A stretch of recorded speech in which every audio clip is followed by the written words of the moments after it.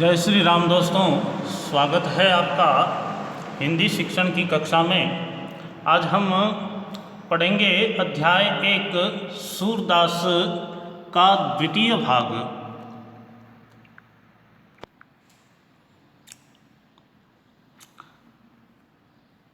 आज हमें पढ़ना था सूरदास जी का द्वितीय पद। तो सर्वप्रथम इसका हम सस्वर वाचन करते हैं। मन मन की मन ही मांझ रही, मन की मन ही मांझ रही।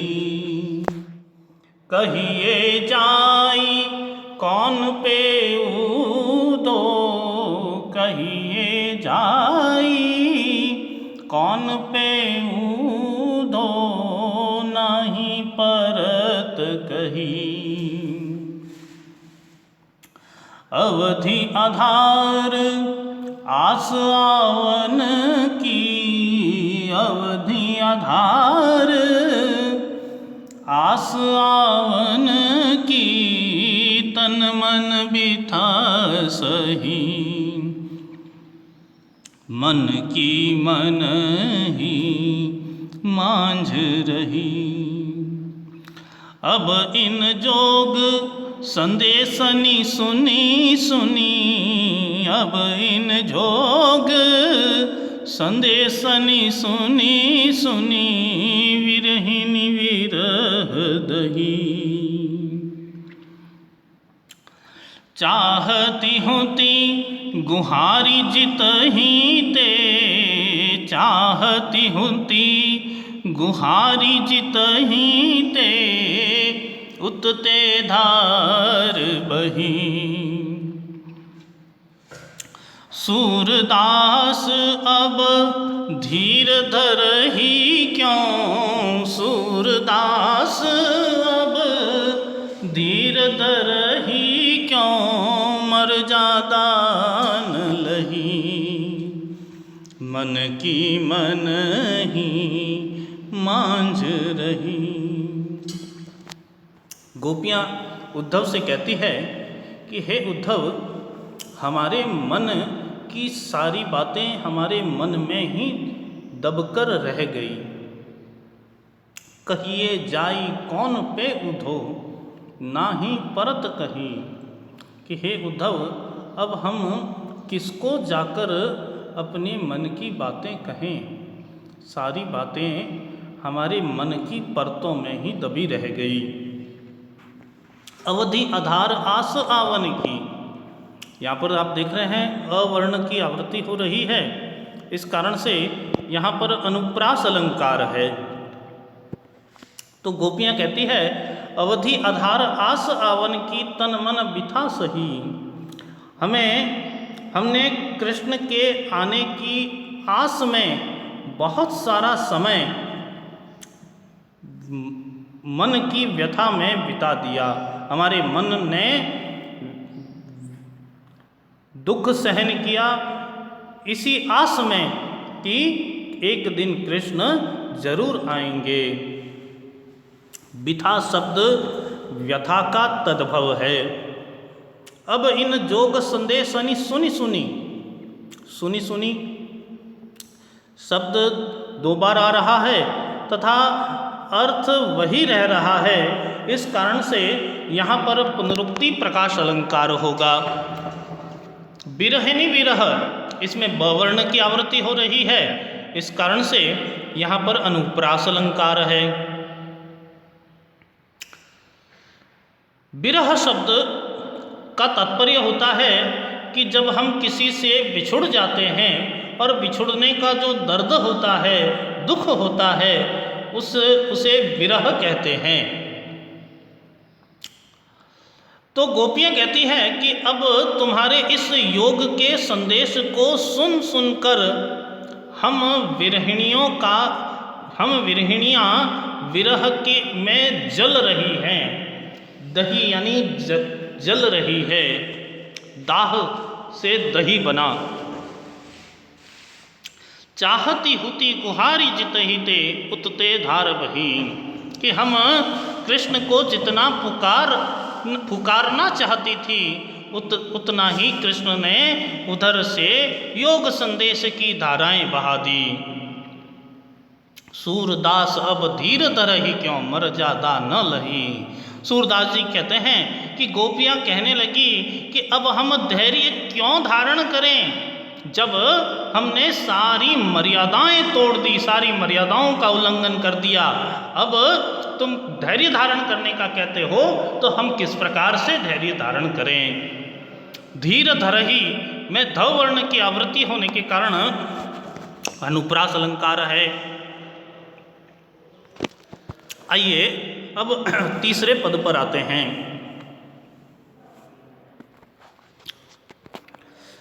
इसका भी एक बार हम सस्वर वाचन करेंगे।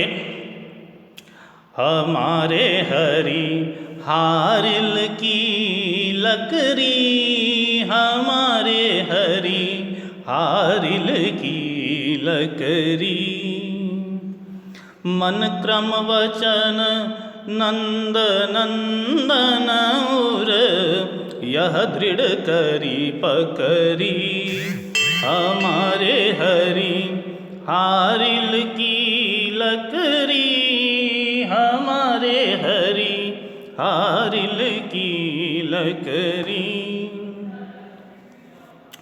जागत सोवत स्वप्न दिवस निशी, कान्ह कान्ह जकरी, हमारे हरि हारिल की लकड़ी, हमारे हरि हारिल की लकड़ी।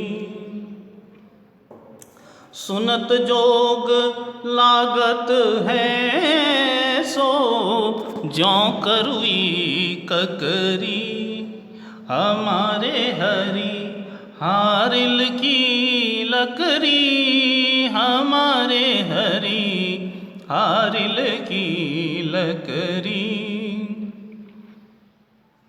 सूतो व्याधि हमको ले आए, देखी सुनी न करी, हमारे हरि हारिल की लकड़ी, हमारे हरि हारिल की लकड़ी। यह तो सूर तिन्हीं ले सौंपो, जिनके मन चकरी, हमारे हरि हारिल की लकड़ी, हमारे हरि हारिल की लकड़ी। ह वर्ण की आवृत्ति होने के कारण हमारे हरि हारिल, इसमें अनुप्रास अलंकार है। गोपियाँ कहती हैं कि हमारे प्रभु हारिल पक्षी की लकड़ी के समान हैं। हारिल पक्षी की एक विशेषता होती है कि जन्म के कुछ समय बाद ही वह अपने एक पंजे में लकड़ी का छोटा सा टुकड़ा जकड़ लेता है, जो उसके मरने तक उसके पंजे में जकड़ा हुआ रहता है। इसी कारण से गोपियाँ कृष्ण को हारिल की लकड़ी बता रही है और स्वयं को वह हारिल पक्षी बता रही है। आगे गोपियाँ कहती हैं कि कृष्ण हारिल की लकड़ी क्यों हैं, तो गोपियाँ कहती हैं मन क्रम वचन नंद नंदन उर। नंद नंदन में अनुप्रास अलंकार और रूपक अलंकार। नंद के नंदन, यह दृढ़ करी पकड़ी, कि हमने अपने मन वचन और कर्म से नंद के पुत्र को उर अर्थात हृदय में दृढ़ता से पकड़ रखा है। जागत सोवत स्वप्न दिवस निशी, जागते हुए सोते हुए स्वप्न में तथा दिवस निशी अर्थात दिन रात कान्ह कान्ह जकरी, कान्हा कान्हा की ही रट लगाती रहती है, चक्री यानी रटती रहती है। अब यहाँ पे कान्हा कान्हा शब्द 2 बार आया है, लेकिन अर्थ वही रह रहा है। इस कारण से यहाँ पर पुनरुक्ति प्रकाश अलंकार है। आगे गोपियाँ कहती है, सुनत जोग लागत है ऐसो ज्यों करुई ककरी, कि तुम्हारा ये योग सुनकर ऐसा लग रहा है जैसे हमने कोई कड़वी ककड़ी चख ली हो। दोस्तों, जब हम कड़वी ककड़ी को चखते हैं तो उसकी कड़वाहट इतनी तीक्ष्ण होती है कि वह काफ़ी समय तक हमारे मुंह में रहती है। इसी कारण से गोपियाँ योग संदेश को कड़वी ककड़ी के समान कड़वा बता रही है। सूतो व्याधि हमको ले आए देखी सुनी न करी, कि तुम यह किस प्रकार की बीमारी हमारे पास ले आए। व्याधि अर्थात रोग हमारे पास ले आए जो हमने न तो कभी देखा है न कभी इसके बारे में सुना है। सूरदास जी अंत में कहते हैं कि गोपियाँ कहने लगी कि यह तो सूर तिन्ही ले सौंपो जिनके मन चकरी। गोपियाँ कहती है कि यह बीमारी तुम उसी के पास लेके जाओ, यह योग का संदेश तुम उसी को जाकर सुनाओ जिसका मन अस्थिर है, जिसका मन घूमता रहता है। हमारा मन तो कृष्ण के अंदर स्थिर हो गया है, अब हमें किसी और की आवश्यकता नहीं है। अंतिम और चौथे पद पर आते हैं हम। इसका भी एक बार हम सस्वर वाचन करेंगे।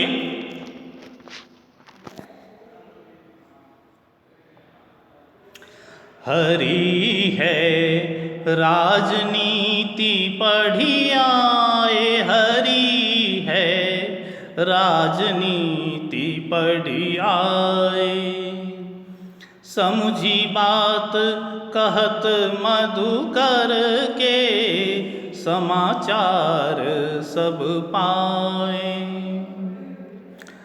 इक अति चतुर हुते पहले ही, अब गुरु ग्रंथ पढ़ाए। हरि है राजनीति पढ़ी आए, हरि है राजनीति पढ़ी आए। बड़ी बुद्धि जानी जो उनकी, जोग संदेश पठाए। हरि है राजनीति पढ़ी आए, हरि है राजनीति पढ़ी आए।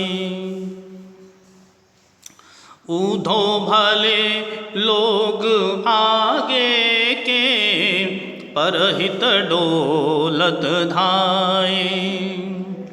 अब अपने मन फेर पाई हैं, चलत जुहते चुराए।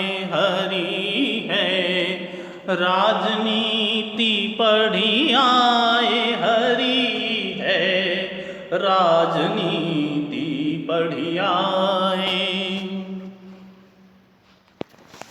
ते क्यों अनीति करें आपुन जे, और अनीति छुड़ाए।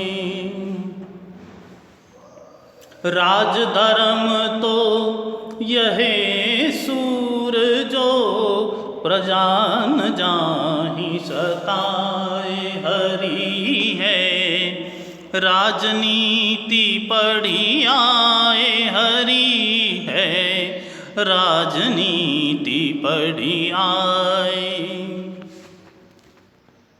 गोपियाँ उद्धव से कहती हैं कि हमारे प्रभु कृष्ण राजनीति पढ़कर आ गए हैं।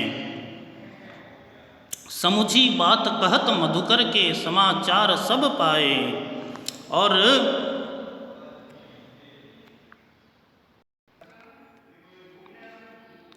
भंवरे के बात करते ही हमें सारे समाचार प्राप्त हो गए।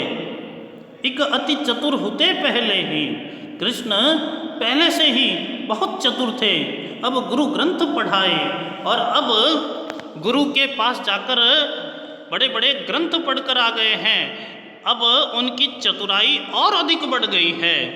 बड़ी बुद्धि जानी जो उनकी, जोग संदेश पठाए और अब उनकी बढ़ी हुई बुद्धि हमने जान ली है, जो इसी कारण से वह हमें योग संदेश पढ़ाने के लिए तुम्हें भेजा है। ये उनकी बढ़ी हुई बुद्धि का ही प्रमाण है। उदो भले लोग आगे के पर हित डोलत धाए, कि हे उद्धव, प्राचीन काल के जो भले लोग होते थे वो परायों के हित के लिए हर समय तत्पर रहते थे। अब अपने मन फेरी पाई हैं, चलत जू हुते चुराए, कि अब हम, गोपियाँ कहती है कि अब हम अपना वह मन वापस कैसे प्राप्त कर सकती हैं जो यहाँ से जाते समय कृष्ण चुरा कर ले गए थे। ते क्यों अनीति करे आपुन यानी स्वयं, वे क्यों स्वयं अनीति करते हैं, जे और अनीति छुड़ाए, जो स्वयं दूसरों को अनीति से छुड़ाने का कार्य करते हैं। राज धर्म तो यह सूर, जो प्रजा न जाहि सताए। सूरदास जी कहते हैं कि गोपियाँ कहने लगी कि एक राजा का धर्म तो यही होता है कि वह प्रजा को कभी नहीं सताए।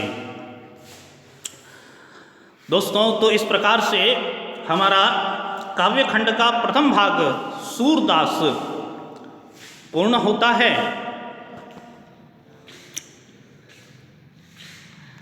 इसके कुछ प्रश्न आपको भेजे जाएंगे जिन्हें आपको अपनी अभ्यास पुस्तिका में करने हैं।